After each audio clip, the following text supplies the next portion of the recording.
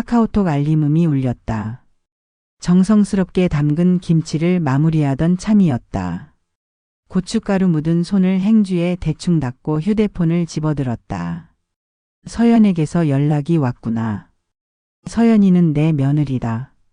3년 전 결혼한 아들 민호의 아내. 메시지를 열었다. 어머님, 죄송하지만 더 이상 저희 집에 찾아오지 말아주세요. 민호 오빠도 같은 생각입니다. 저희 부부만의 시간이 필요해요. 화면을 보는 순간 심장이 멎는 듯 했다. 손가락이 떨려 휴대폰을 바닥에 떨어뜨렸다. 액정이 살짝 금이 갔지만 그런 건 신경도 쓰이지 않았다. 다시 메시지를 확인했다. 착각이 아니었다. 이게 무슨 소리야. 숨이 턱 막혔다. 가슴이 조여오는 듯 했다. 오랫동안 알던 고혈압이 다시 도지는 것 같았다. 심장이 빠르게 뛰었다. 허겁지겁 전화기를 다시 집어들고 민호에게 전화를 걸었다. 신호음만 길게 이어질 뿐 받지 않았다. 회의 중인가? 그럴 리가 없었다. 우리 민호는 엄마 전화는 항상 받는 아이였으니까. 다시 걸었다. 세 번째 시도 끝에 지금 전화를 받을 수 없습니다. 기계적인 목소리만 들려왔다. 이런 배은망덕한. 욕이 절로 튀어나왔다. 나는 욕을 잘하지 않는 사람이다. 평생 교회 다니며 착하게 살아왔다. 하지만 이런 상황에서는 성령님도 이해해 주실 거라 생각했다. 눈물이 차올랐다가 이내 분노로 바뀌었다. 아니, 분노가 아니었다. 복수심이었다. 서연이 모르는 한 가지 중요한 사실이 있었으니까. 그 집은 내 명의라는 것. 소파에 털썩 주저앉았다. 식탁 위에는 방금 전까지 담그던 김치가 그대로 남아 있었다. 아들내 갖다 줄 김치였다. 지난 30년간 내 인생의 전부였던 아들, 민호. 그 아이가 이제 와서 이럴 수가 있나? 뭐가 잘못된 걸까? 내가 뭘 잘못했지? 다시 전화를 들어 이번에는 서연에게 걸었다. 역시 받지 않았다. 떨리는 손으로 메시지를 보냈다. 서연아, 이게 무슨 일이니? 엄마가 뭘 잘못했니? 하지만 답장은 오지 않았다. 화면만 멍하니 바라보다가 갑자기 정신이 번쩍 들었다. 그래, 이건 분명 서연의 짓이야. 내 민호가 이럴 리 없어. 분명 며느리가 민호를 조종하고 있는 거야. 그동안의 의심이 확신으로 바뀌었다. 아들에게 마지막 메시지 하나를 보냈다. 민호야, 엄마한테 전화 좀 해줘. 중요한 얘기가 있어. 그리고 기다렸다. 1시간, 2시간. 하지만 답장은 오지 않았다. 나는 65세 김영자다. 평범한 과부다. 아니, 평범했던 과부라고 해야겠다. 남편은 10년 전 갑작스러운 심장마비로 세상을 떠났다. 당시 55세였던 나는 갑자기 모든 것을 혼자 책임져야 했다. 유일한 아들 민호는 그때 대학교 4학년이었다. 엄마, 내가 취직하면 엄마 고생 안 시킬게. 그때까지만 조금만 참아. 민호의 말대로 그는 대기업은 아니지만 꽤 괜찮은 중소기업에 취직했다. 시작은 좋았다. 그는 월급의 절반을 나에게 생활비로 주었고 휴일이면 함께 시간을 보내곤 했다. 나는 아들이 효자라는 사실에 감사했다. 문제는 3년 전 민호가 서연을 만나면서부터였다. 서연은 민호의 회사 거래처에서 일하는 여직원이었다. 처음 만난 날 그녀의 눈빛에서 뭔가 계산적인 것을 느꼈다. 하지만 아들이 행복해 보여서 내색하지 않았다. 엄마, 서연이를 소개할게요. 제가 정말 사랑하는 사람이에요. 민호의 눈은 반짝였고 서연은 단정한 미소를 지었다. 그녀는 대기업 마케팅팀에서 일한다고 했다. 말끔하고 세련된 모습이 눈에 띄었지만 나에게는 어딘지 어색한 공손함을 보였다. 어머님, 정말 만나 뵙고 싶었어요. 민호 오빠가 항상 어머님 자랑을 하거든요. 첫인상은 괜찮았다. 하지만 시간이 지날수록 서연의 본 모습이 드러났다. 그녀는 항상 명품 가방을 들고 다녔고 수입 화장품만 썼다. 저축보다는 투자를 강조했고 민호의 소비 습관도 점점 바뀌어 갔다. 결혼 얘기가 나왔을 때 나는 내심 불안했다. 하지만 아들의 행복을 위해 수긍했다. 결혼식 준비 과정에서 서연의 부모는 딸의 화려한 웨딩드레스와 호화로운 신혼여행을 강조했지만 신혼집 마련에는 크게 관심이 없어 보였다. 영자 씨, 요즘 젊은 부부들은 전세로 시작하는 게 일반적이잖아요. 나중에 아이 생기면 그때 집을 사도. 서연 어머니의 말에 나는 고개를 저었다. 아닙니다. 내 아들 결혼한다는데 그 정도는 해줘야죠. 그래서 나는 결심했다. 남편이 물려준 작은 주택과 모아둔 보험금을 털어 아들 부부의 신혼집을 마련해 주기로 했다. 3억 5천만 원짜리 아파트였다. 내 전 재산이었다. 다만 한 가지, 집 명의는 내가 갖기로 했다. 그것이 유일한 노후 대비책이었으니까. 엄마 정말 고마워요. 이런 큰 선물을 어떻게 받아요? 민호는 눈물을 글썽였다. 그의 진심 어린 감사에 나도 눈물이 났다. 내가 행복하게 사는 모습 보는 게 엄마에겐 가장 큰 선물이야. 하지만 서연의 반응은 달랐다. 그녀의 눈빛에서 순간적인 실망감을 읽었다. 아마도 명의가 그녀나 민호에게 가지 않는다는 사실 때문이었을까? 정말 감사합니다, 어머님. 하지만 그렇게까지 안 하셔도. 서연의 말에는 진심이 느껴지지 않았다. 그저 형식적인 인사였다. 결혼식은 화려하게 치러졌다. 서연의 부모님은 딸의 웨딩드레스와 신혼여행에는 아낌없이 돈을 썼다. 하와이 신혼여행에서 돌아온 두 사람은 내가 마련해준 아파트로 들어갔다. 처음 몇 달은 평화로웠다. 주말마다 찾아가 집안일도 돕고 맛있는 반찬도 가져다 주었다. 서연은 표면적으로 고마움을 표했지만 시간이 지날수록 방문 횟수를 줄여달라는 암시를 주기 시작했다. 어머님, 요즘 회사 일이 너무 바빠서 주말에도 자료 준비해야 할 것 같아요. 이번 주는 민호 오빠랑 둘만의 시간을 가지려고 계획이 있어요. 이런저런 핑계가 늘어갔다. 나는 서운했지만 이해하려 노력했다. 젊은 부부의 시간도 필요하다고 자신을 위로했다. 그런데 오늘 드디어 폭탄 선언이 떨어진 것이다. 오지 말라니. 내가 마련해 준 집에 오지 말라니. 저녁이 되어도 민호는 연락이 없었다. 결국 잠을 청했지만 뒤척임만 반복될 뿐이었다. 새벽녘에야 겨우 잠들었다. 다음 날 아침 결심했다. 기다리기만 할 수는 없었다. 내 집 그래, 법적으로는 내 집이다으로 향했다. 아직 그들이 출근하기 전 시간이었다. 현관문 앞에서 잠시 망설였다. 열쇠를 꺼내 들었다. 계약서에 명시된 대로 나에게도 열쇠가 있었다. 한 번도 그들의 허락 없이 사용한 적은 없었지만 오늘은 다르다. 이건 내 재산이고 내 아들의 이상한 행동에 대한 답을 찾아야 했다. 조용히 문을 열고 들어섰다. 거실은 놀랍도록 달라져 있었다. 내가 마지막으로 방문했을 때와는 완전히 다른 고가구들로 채워져 있었다. 명품 브랜드 쇼핑백들이 구석에 쌓여 있고 와인병들이 테이블 위에 늘어서 있었다. 혹시 집들이라도 한 걸까? 그런데 왜 나는 초대받지 못했지? 주방으로 향했다. 고급스러운 커피 머신과 서양식 식기들이 즐비했다. 냉장고를 열어보니 내가 만들어준 반찬들은 하나도 없었다. 대신 수입 치즈와 와인, 고급 식재료들이 가득했다. 이제 서재로 향했다. 책상 위에는 서류 더미가 놓여 있었다. 호기심에 살펴보니 투자 관련 서류들이었다. 주식, 비트코인, 부동산 투자.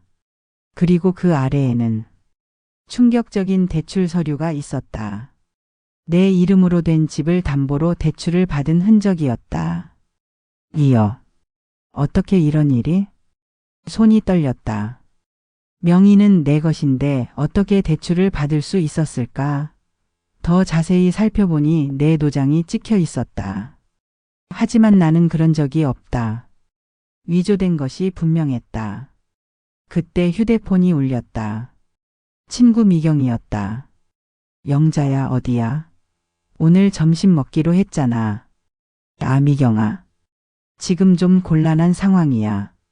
나중에 전화할게. 무슨 일이야? 목소리가 이상한데? 지금은 말하기 어려워. 나중에 만나서 얘기하자. 전화를 끊고 나서도 서류를 더 뒤졌다. 책상 깊숙한 서랍에서 발견한 것은 또 다른 충격이었다. 내 도장이 찍힌 위임장. 분명 위조된 것이었다.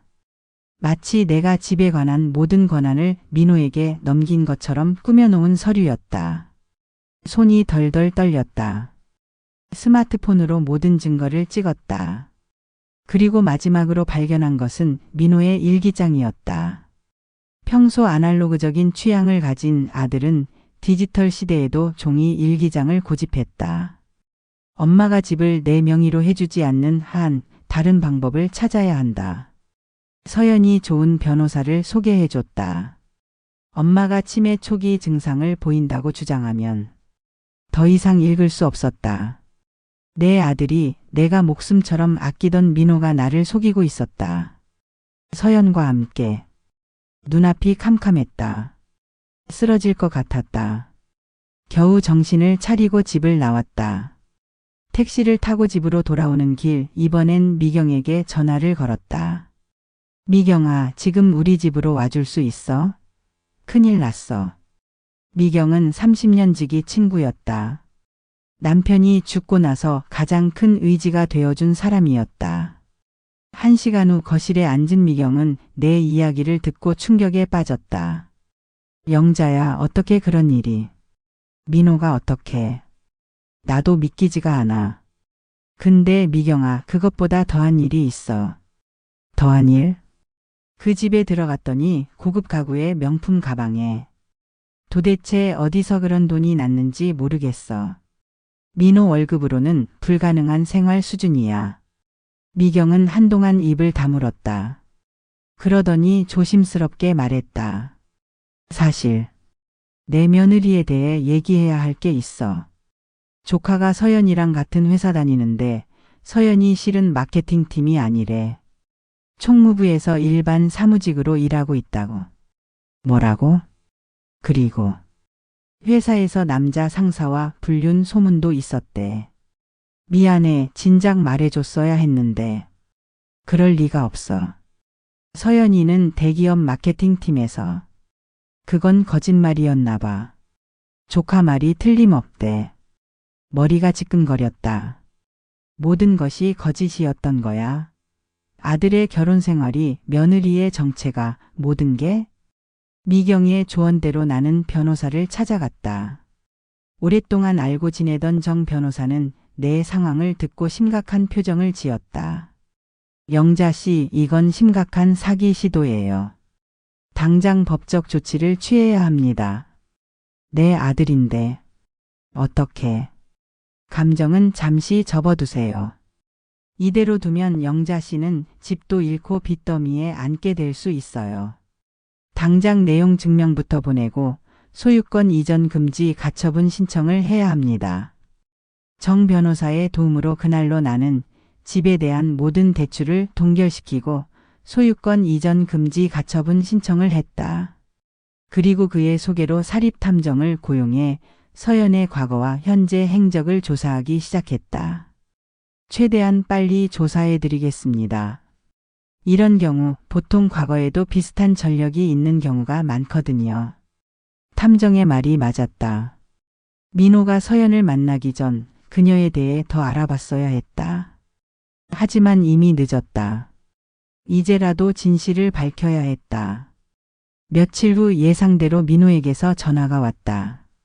엄마, 이게 무슨 짓이에요? 왜 갑자기 이러는 거예요? 내가 왜 그러는지 내가 물어봐야지. 목소리가 떨렸다. 무슨 말씀이세요? 내 도장 위조하고 대출받고 치매 환자 만들려고 했던 거 다 알아. 내 일기장도 봤어. 전화 너머로 숨을 크게 들이쉬는 소리가 들렸다. 엄마 오해해요. 설명할 수 있어요. 만나서 얘기해요. 필요 없어. 이제 법적으로 해결할 거야. 엄마, 제발요. 서연이가 다 꿰었어요. 저도 피해자라고요. 순간 마음이 흔들렸다. 정말 내 아들은 순수하게 속은 것일까? 하지만 일기장에 적힌 내용은 분명 민호의 필체였다. 민호야, 너 지금 거짓말하는 거지? 내 필체로 적힌 일기장을 내가 직접 봤어. 그건 더 이상 듣고 싶지 않아. 넌 이제 내 아들이 아니야. 전화를 끊고 한참을 울었다. 마음이 찢어지는 듯 했다. 평생 내 전부였던 아들과 이렇게 끝내게 될 줄은 몰랐다. 그날 밤 갑자기 문을 두드리는 소리가 들렸다. 민호였다. 눈이 퉁퉁 부어 있었다. 엄마, 제발 문 좀 열어주세요. 설명할 게 있어요. 문을 열어주지 않았다. 대신 인터폰으로 말했다. 돌아가. 이제 너랑 할 말 없어. 엄마, 진짜 서연이가 저를 속였다고요. 일기장도 서연이가 제 필체 흉내내서 쓴 거예요. 증거가 있어요. 순간 망설였다. 혹시 진짜일까? 하지만 너무 황당한 변명이었다. 증거? 어떤 증거? 서연이 휴대폰에 녹음된 파일이 있어요. 제가 자는 동안 몰래 제 휴대폰을 뒤지고 도장도 훔쳐갔다는 내용이요. 그 여자가 사이코패스예요, 엄마.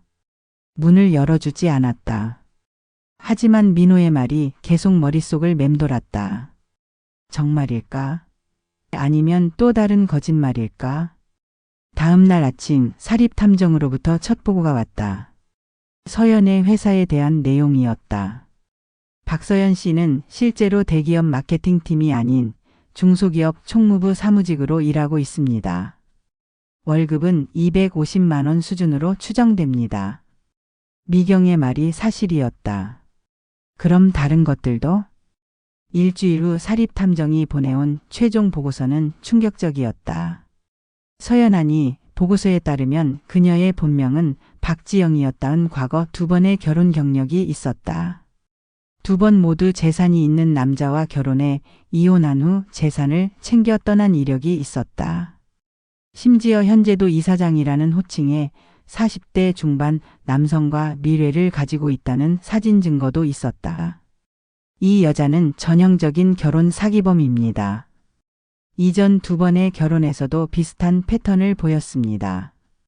재산이 있는 남성을 꼬드겨 결혼한 후 재산을 빼돌리고 이혼하는 수법이죠. 탐정의 말에 가슴이 조여왔다. 민호의 말이 진실이었던 걸까? 정말 민호도 피해자였을까? 증거를 들고 민호를 만나기로 했다. 이번에는 공공장소에서. 카페에서 기다리고 있자니 헬쑥해진 얼굴에 민호가 들어왔다. 엄마. 그의 눈에는 눈물이 고여 있었다. 오랜만에 보는 아들의 얼굴이 너무 초췌해 보여 가슴이 아팠다. 앉아봐. 할 말 있지? 엄마 정말 미안해요. 다 제 잘못이에요. 정확히 뭐가 내 잘못인데? 서연이. 처음부터 저를 이용했어요.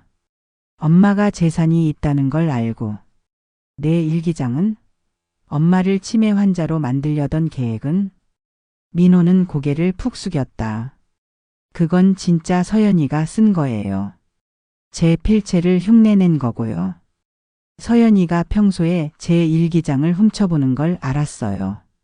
그래서 일부러 가짜 일기장을 만들어서 함정을 파놨던 거예요. 제가 이상한 낌새를 눈치챘거든요. 거짓말 마. 그건 분명 내 필체였어. 비슷하게 보일 수 있어요. 하지만 자세히 보면 달라요. 제가 평소에 쓰는 이응이랑 리을이 좀 다르거든요. 민호의 말에 의구심이 들었다. 그가 말하는 것처럼 함정을 파놓은 것이라면 왜 일기장을 그대로 두었을까? 그럼 왜 그 일기장을 치우지 않았어? 엄마가 볼까봐 두려웠다면. 그건 솔직히 말하면 엄마가 보길 바랐어요. 서연이가 저를 완전히 장악하고 있었거든요. 제가 직접 엄마한테 말할 용기가 없었어요. 엄마가 발견하면 어쩌면 상황이 달라질 거라 생각했어요. 무슨 소리야? 서연이가 저한테 협박을 했어요. 제가 엄마한테 말하면 자기가 자살할 거라고. 그리고 유서에 제가 자기를 학대했다고 써놓을 거라고요. 엄마도 알잖아요. 요즘 이런 문제로 남자들이 얼마나 불리한지. 민호의 설명은 이상하게 그럴듯했다. 하지만 여전히 의심이 남았다. 그럼 대출은? 내 도장으로 2억이나 대출받은 건 어떻게 설명할 거야? 민호는 한숨을 쉬었다. 그것도 서연이 짓이에요. 제가 야근할 때 제 가방에서 엄마 도장을 훔쳐갔어요. 그리고 은행 직원인 친구를 통해 대출을 받았대요. 저도 그 사실은 얼마 전에 알았어요. 통장 거래 내역을 보고. 그 돈은 어디로 갔어? 비트코인이랑 주식에 투자했대요. 근데 지금 다 날렸다고. 사실 그게 거짓말일 수도 있어요. 아마 그 이사장이랑 같이 숨겨뒀을 가능성이 높아요.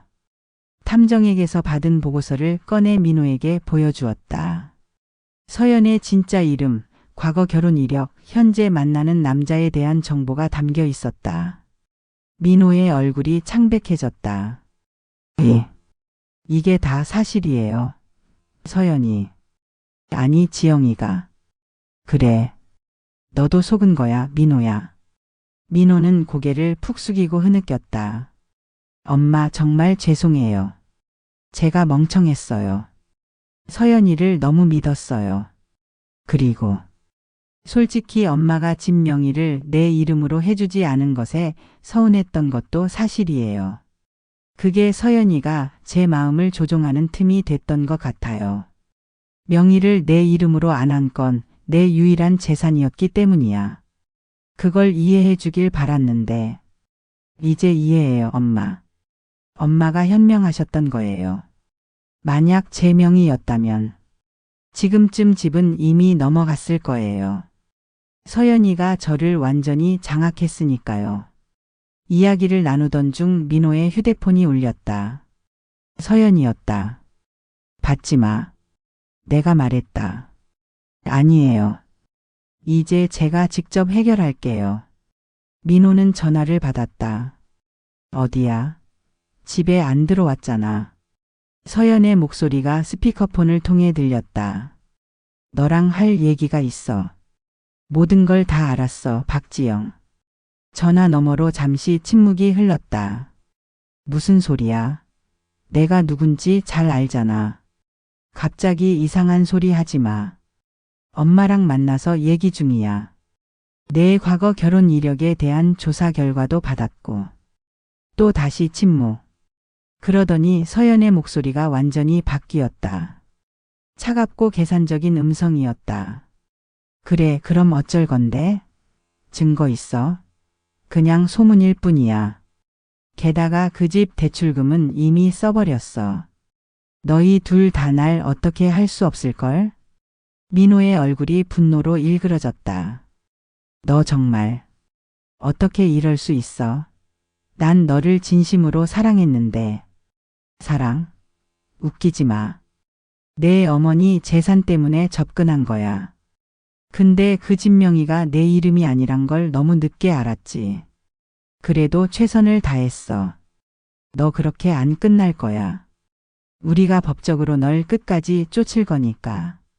서연지영은 차갑게 웃었다. 한번 해봐. 근데 명심해. 내겐 내가 모르는 많은 친구들이 있어. 특히 법조계에. 도전해볼래? 전화가 끊겼다. 민호는 망연자실한 표정으로 나를 바라봤다. 엄마, 어떻게 해야 할까요? 일단 집으로 돌아가지 마. 서연이 위험한 사람일 수도 있어. 내 집에서 지내자. 근데 제 물건들이 나중에 경찰과 함께 가서 찾아올 거야. 지금은 안전이 중요해. 우리는 함께 내 집으로 돌아왔다. 민호는 소파에 앉아 계속해서 한숨만 내쉬었다. 엄마, 제가 정말 바보 같았죠? 어떻게 그런 여자에게 속을 수가 있었을까요? 사랑에 빠지면 누구나 그럴 수 있어. 넌 순수했던 거야. 하지만 엄마까지 속였어요. 용서해 주세요. 이제 다 지나간 일이야. 앞으로 어떻게 해결할지 생각하자. 다음 날 아침 예상치 못한 방문객이 찾아왔다. 말끔한 정장 차림의 중년 남성이었다. 김영자 여사님 맞으십니까? 저는 강두식이라고 합니다. 순간 긴장했다. 탐정의 보고서에 있던 그 이사장이 아닌가? 무슨 일로 오셨나요? 박지영에 관한 이야기를 나누고 싶습니다. 저도 그녀의 피해자 중 한 명입니다. 민호가 경계하는 눈빛으로 강두식을 바라봤다. 들어오세요. 거실에 앉은 강두식은 차분하게 이야기를 시작했다. 저는 중소기업협회 이사를 맡고 있습니다.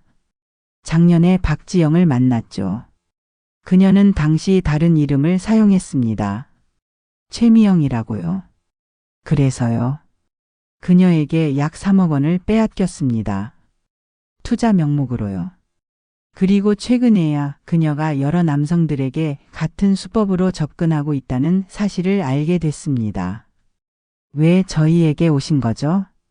함께 그녀를 고소하자는 제안을 드리러 왔습니다. 피해자가 많을수록 그녀를 실제로 처벌받게 할 가능성이 높아집니다. 민호가 의심스러운 눈빛으로 물었다. 어떻게 저희를 찾으셨죠? 사립탐정을 통해서요. 저도 그녀의 정체를 밝히기 위해 조사를 의뢰했거든요. 그 과정에서 최근 그녀가 결혼한 사실과 시어머니의 아파트를 노리고 있다는 정보를 얻었습니다. 강두식의 이야기는 그럴듯했다. 하지만 여전히 의심이 남았다. 증거가 있으신가요? 강두식은 서류 가방에서 여러 서류들을 꺼냈다. 박지영과 찍은 사진들, 송금 내역, 사기 고소장 등이었다. 이건 제가 이미 경찰에 제출한 고소장 사본입니다. 하지만 그녀의 교묘한 방법 때문에 단독으로는 입증이 어렵습니다. 다른 피해자들의 증언이 필요한 상황이죠. 우리는 강두식의 제안을 신중하게 검토했다. 그의 말이 사실이라면 함께 대응하는 것이 효과적일 수 있었다. 하지만 여전히 불안했다. 생각해 보겠습니다. 연락처를 남겨주시면 결정 후 연락드릴게요. 강두식이 떠난 후 민호가 물었다. 엄마 어떻게 생각해요? 진짜 피해자인 것 같아요. 글쎄, 서류는 그럴듯해 보이지만 서연이가 이렇게 대규모로 사기를 쳐왔다면 더 조심해야 할 것 같아. 저도 그렇게 생각해요. 혹시 함정일 수도 있으니까요. 우리는 일단 정 변호사에게 자문을 구하기로 했다. 다음 날 그의 사무실에서 모든 상황을 설명했다. 이 강두식이라는 사람, 저도 한번 조사해 보겠습니다. 하지만 일단 그의 말대로 여러 피해자가 함께 대응하는 것이 효과적일 수 있어요. 다만 개인정보는 최소한으로 공유하세요. 정 변호사의 조사 결과 강두식은 실제로 중소기업협회 이사였고 그의 고소장도 진짜였다.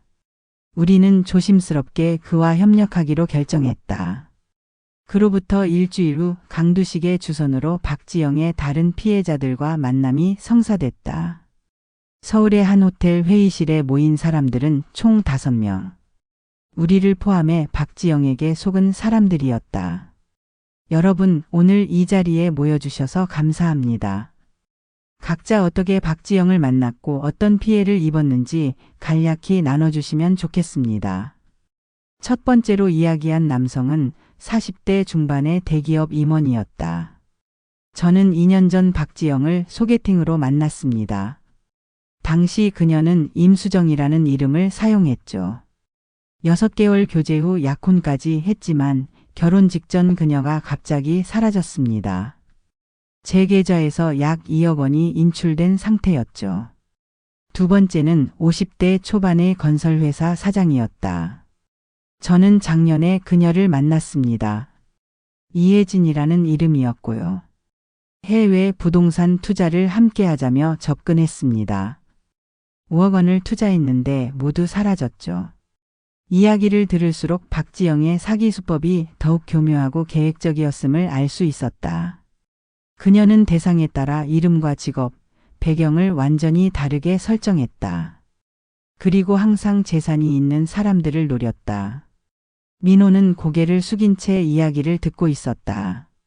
얼마나 부끄럽고 자책했을까. 내 아들이 이런 여자에게 속았다는 사실이 너무 아팠다. 강두식이 말했다. 우리 모두 각자 고소장을 제출했지만 개별적으로는 증거가 부족한 상황입니다. 하지만 이렇게 여러 사례가 모이면 패턴이 드러나고 검찰에서도 더 심각하게 조사할 가능성이 높아집니다. 우리는 공동 대응 방안을 논의했다. 강두식의 소개로 만난 변호사는 집단 소송의 가능성을 설명했다. 박지영의 은닉 재산을 추적하는 것도 중요합니다. 그녀는 분명 이런 사기로 모은 돈을 어딘가에 숨겨두고 있을 겁니다. 민호가 갑자기 입을 열었다. 제가 뭔가 알고 있을지도 모릅니다. 모두의 시선이 민호에게 집중됐다. 서연이. 아니, 지영이가 가끔 제주도 땅에 대해 얘기한 적이 있어요. 몰래 전화통화하는 걸 들었는데 제주 애월읍 근처 땅에 투자했다고 하더라고요. 이 정보는 중요한 단서가 됐다. 변호사는 즉시 제주도 부동산 등기부를 조사하기로 했다. 회의가 끝나고 집으로 돌아오는 길 민호가 물었다. 엄마, 저 정말 바보 같았죠? 이렇게 많은 사람들을 속인 사기꾼인데 넌 그저 사랑에 빠진 거야. 자책하지 마. 하지만 엄마의 집까지 위험에 빠뜨렸잖아요. 용서받기 어려운 일이에요. 이미 용서했어. 앞으로 어떻게 해결할지 그걸 생각하자. 다음 날 예상치 못한 소식이 날아들었다. 박지영이 출국했다는 정보였다. 강두식의 연락이었다. 어제 밤 비행기로 태국으로 출국한 것 같습니다. 아마도 우리의 움직임을 눈치챈 것 같아요. 절망적인 소식이었다. 해외로 도주한 그녀를 어떻게 추적할 수 있을까? 하지만 더 큰 문제가 기다리고 있었다. 집에 도착하자마자 민호의 전화기가 울렸다. 은행이었다. 민호 씨, 연체된 대출금 상환 계획에 대해 논의하고 싶습니다. 지난주에 보내드린 통지서 확인하셨나요? 무슨 대출금이요? 제가 받은 적 없는데요. 민호 씨 명의로 9개월 전 실행된 1억 5천만 원의 대출입니다. 3개월간 연체 중이신데요. 민호의 얼굴이 하얗게 변했다. 또 다른 폭탄이 터진 것이다. 지영은 민호 명의로도 대출을 받아놓은 상태였다. 어떻게 이런 일이? 제가 서명한 적이 없는데요. 계약서상의 서명과 도장이 모두 확인됐습니다. 혹시 기억이 안 나시나요? 통화를 마친 민호는 완전히 망연자실한 상태였다. 엄마, 이제 어떡해요? 제 신용도 완전히 망가졌어요. 취업한 지 얼마 안 됐는데 이런 빚을. 상황은 점점 더 복잡해졌다. 지영은 내 집 명의만 노린 것이 아니라 민호의 이름으로도 대출을 받아 챙겨간 것이다. 그리고 이제 해외로 도주한 상태. 우리는 즉시 경찰서로 향했다. 사기 고소장을 제출하고 민호 명의의 대출이 사기라는 점을 설명했다. 하지만 경찰의 반응은 냉담했다. 실례지만 결혼한 사이에서 이런 일이 발생하면 입증이 매우 어렵습니다. 민호 씨가 동의했다고 주장할 가능성이 높고요. 하지만 제 아들이 전혀 모르는 상황이었어요. 그리고 그 여자는 과거에도 같은 수법으로 여러 사람을 속였다고요. 증거가 있으신가요? 강두식을 통해 모은 자료들을 제출했지만 경찰은 여전히 미온적이었다. 조사는 해보겠습니다만 솔직히 말씀드리면 해외로 도주한 상태라 쉽지 않을 겁니다. 절망적인 상황이었다. 집으로 돌아오는 길 민호는 완전히 풀이 죽은 상태였다. 엄마 정말 죄송해요. 이제 제 인생은 완전히 망가졌어요. 그 빚을 어떻게 갚아요? 함께 해결할 거야. 엄마가 도울게. 그날 밤 강두식에게서 또 다른 연락이 왔다. 김영자 씨, 중요한 정보가 있습니다. 제주도 부동산 조사 결과 박지영 명의로 된 땅이 실제로 발견됐습니다. 에어릅의 땅 2필지, 시가 약 4억 원 상당입니다. 희망의 빛이 보였다. 적어도 그녀의 재산 일부를 찾아낸 것이다. 이 정보로 뭘 할 수 있을까요? 일단 가압류 신청을 할 수 있습니다. 그녀가 재산을 처분하지 못하도록요. 강두식의 도움으로 우리는 신속하게 제주도 땅에 대한 가압류를 신청했다. 그리고 며칠 후 더 놀라운 소식이 들려왔다.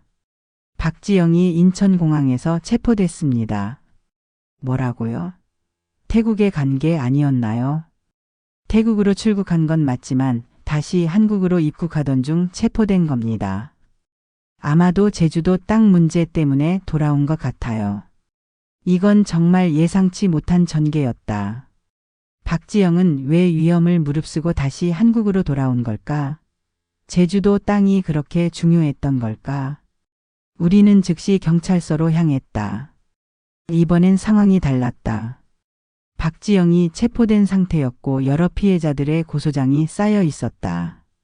경찰도 적극적으로 수사를 진행하고 있었다. 경찰서에 도착하자 놀라운 광경이 펼쳐졌다. 강두식뿐만 아니라 다른 피해자들도 모두 와 있었다. 그리고 또 다른 피해자들도 모여 있었다. 총 10명이 넘는 사람들이 박지영에게 속았다고 주장하고 있었다. 담당 형사가 우리를 맞았다. 안녕하세요. 김영자 씨, 민호 씨. 상황이 많이 바뀌었습니다. 박지영의 사기 행각이 예상보다 훨씬 더 광범위한 것으로 드러났습니다. 그래요. 얼마나 많은 사람들을. 최소 15명 이상입니다. 총 피해액은 약 20억 원에 달할 것으로 추정됩니다. 우리는 충격에 빠졌다. 한 사람이 어떻게 이렇게 많은 사람들을 속일 수 있을까? 그녀를 만날 수 있을까요? 조사가 끝난 후에 가능할 겁니다. 하지만 변호사가 이미 붙어 있고 모든 혐의를 부인하고 있습니다.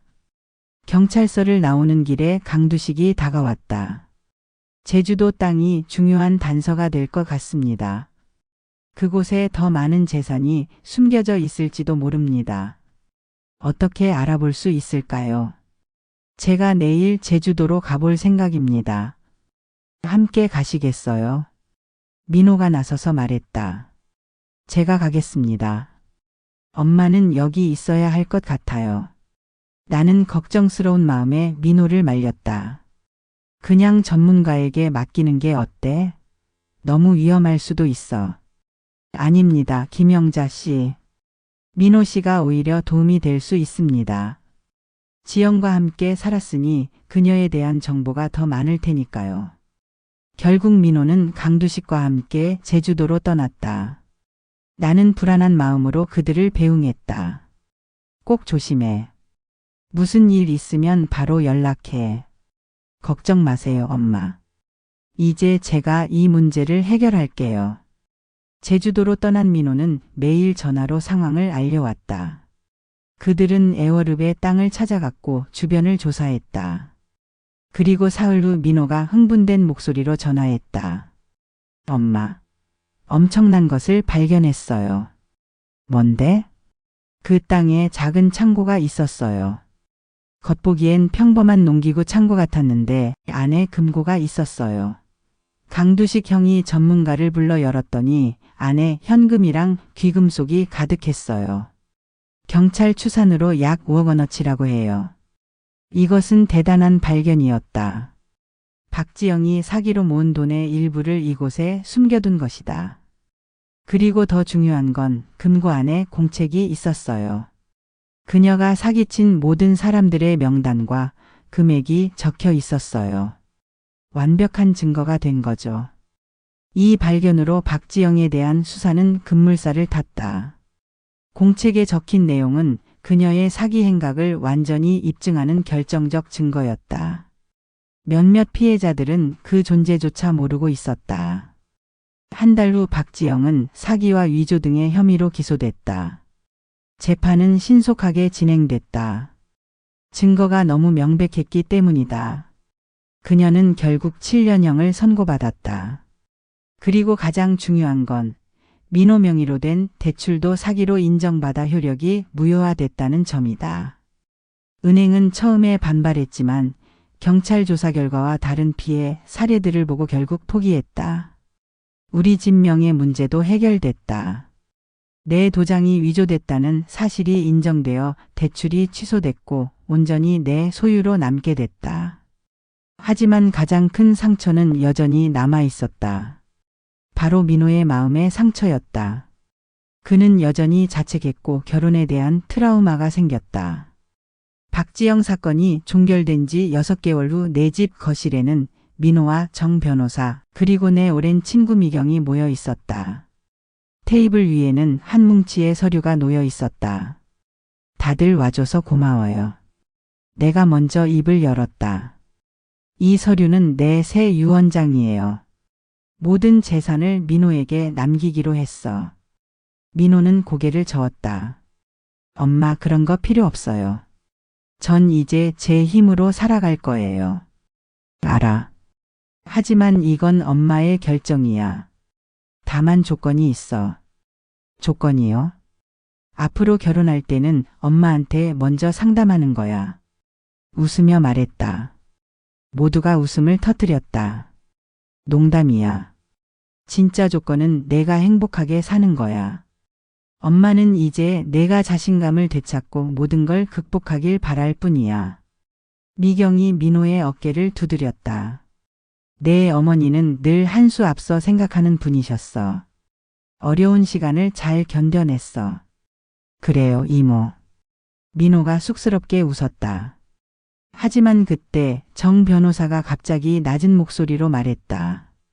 사실 여러분에게 말씀드릴 게 있습니다. 모두의 시선이 그에게 집중됐다. 강두식 씨에 대해 추가 조사를 했는데 몇 가지 석연치 않은 점이 발견됐습니다. 무슨 말씀이세요? 그가 제주도에서 발견한 금고와 공채. 너무 완벽한 증거 아니었습니까? 마치 의도적으로 남겨둔 것 같은. 민호가 몸을 앞으로 기울였다.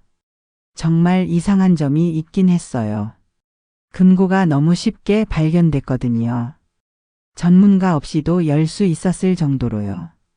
정 변호사가 서류 하나를 꺼냈다. 강두식 씨와 박지영의 통화 기록을 입수했습니다. 그들은 사건 전부터 지속적으로 연락을 주고받았어요. 뭐라고요? 그럼. 네, 의심스럽습니다. 어쩌면 그들은 공모자였을 가능성이 높습니다. 이 말에 우리 모두 충격에 빠졌다. 그동안 우리를 도와준 줄 알았던 강두식이 사실은 박지영과 한패였단 말인가. 하지만 왜요? 무슨 목적으로? 정 변호사가 고개를 저었다. 아직 명확하진 않습니다. 하지만 제 추측으론 피해자들의 배상금을 노린 것 같아요. 박지영이 일부러 체포되어 재판을 받는 동안 강두식은 피해자들을 모아 집단 소송을 준비했죠. 그리고 그 과정에서 피해자들의 개인정보와 재산 상황을 모두 파악했습니다. 그래서요. 최근 강두식이 몇몇 피해자들에게 접근해 합의금을 받아줄 수 있다며 돈을 요구했다는 제보가 있었습니다. 그가 박지영의 해외 계좌에 접근할 수 있다며요. 민호가 분노에 찬 목소리로 말했다. 그럼 그 금고와 공책도 모두 미리 준비한 거였단 말인가요? 그런 것 같습니다. 완벽한 증거를 제공해 박지영을 빨리 유죄로 만들고 그 다음 피해자들에게서 돈을 뜯어내려는 계획이었던 거죠. 나는 한숨을 내쉬었다. 세상에 믿을 사람이 없네. 정 변호사가 우리를 안심시켰다. 이미 경찰에 이 사실을 알렸습니다. 강두식도 조만간 체포될 거예요. 그리고 걱정 마세요. 박지영의 유죄 판결이 뒤집히진 않을 겁니다. 다른 증거들도 충분히 많으니까요. 그 순간 민호의 휴대폰이 울렸다. 낯선 번호였다. 여보세요? 민호 씨? 저 박지영입니다. 민호의 얼굴이 창백해졌다. 그는 재빨리 스피커폰을 켰다. 교도소에서 전화드렸습니다. 짧게 말할게요. 강두식 조심하세요. 그 사람이 배후 조종자예요. 저는 그저 그의 지시대로 움직인 것뿐이에요. 뭐라고요? 그럼 처음부터. 네, 모든 계획은 강두식이 짰어요. 저도 처음엔 그저 데이트 사기 정도만 생각했는데 점점 더 큰 범죄로 발전했죠. 그가 계속 더 많은 돈을 요구했고. 왜 이제 와서 이런 얘기를 하는 거죠?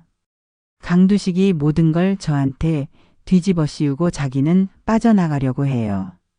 약속과 달리 저를 버린 거죠.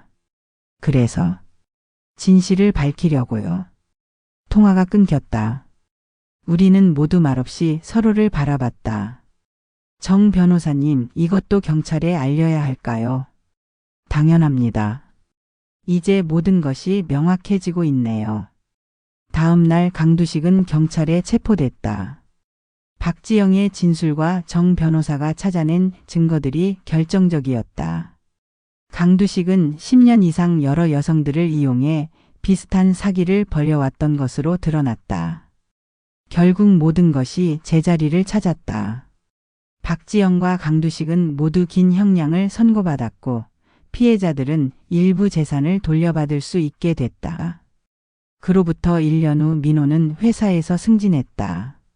점차 자신감을 되찾아가는 모습이었다. 그리고 어느 날 그가 조심스럽게 말했다. 엄마, 소개해드릴 사람이 있어요. 누구? 회사 동료예요. 수진이라고. 몇 달 전부터 알고 지냈는데 이제 엄마께 소개하고 싶어요. 조금 놀랐지만 민호의 얼굴에서 오랜만에 행복한 기색이 느껴져 기뻤다. 그래, 꼭 만나보고 싶구나. 며칠 후 민호는 수진을 데리고 왔다. 그녀는 수수하지만 진실된 눈빛을 가진 여성이었다. 처음 만나는 자리에서 그녀는 솔직하게 말했다. 어머님, 민호 오빠가 겪은 일을 들었어요. 조심스러워하는 마음도 이해해요. 저도 비슷한 경험이 있거든요. 제 전 남자친구가 사기꾼이었어요. 의외의 고백에 놀랐다. 민호와 비슷한 상처를 가진 사람이라니. 두 사람이 서로의 상처를 이해해 줄 수 있다면 그것만큼 좋은 시작은 없을 것 같아요. 시간이 흐르며 민호와 수진의 관계는 깊어졌고 1년 후 그들은 결혼을 결심했다. 이번에는 모든 것이 다르게 진행됐다. 화려한 결혼식 대신 소박하게 명의나 재산에 대한 이야기 대신 서로에 대한 믿음을 중심으로. 어머님, 저희 허락해 주실래요? 민호가 수진의 손을 잡고 물었다. 물론이지. 하지만 이번엔 집 명의는. 걱정 마세요, 어머님. 수진이 웃으며 말했다. 저희는 자기 힘으로 집을 마련할 거예요. 민호 오빠가 이미 열심히 저축하고 있어요. 나는 따뜻한 미소로 고개를 끄덕였다.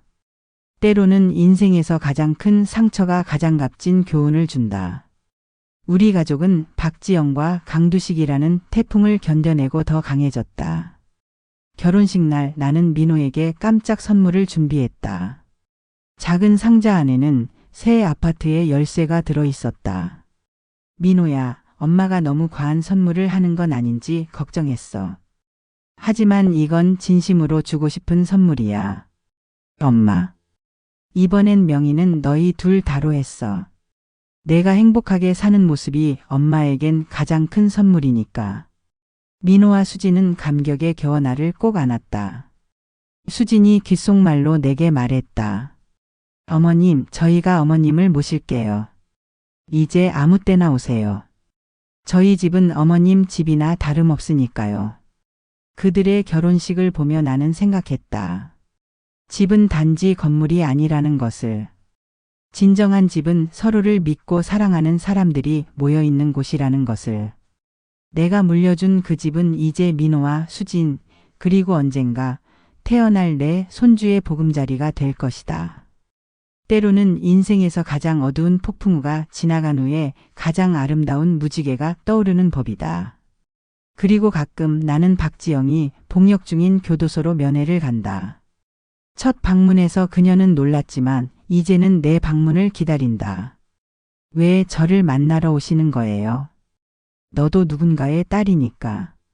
그리고 어쩌면 내가 진짜로 강두식의 피해자였을지도 모른다고 생각해서.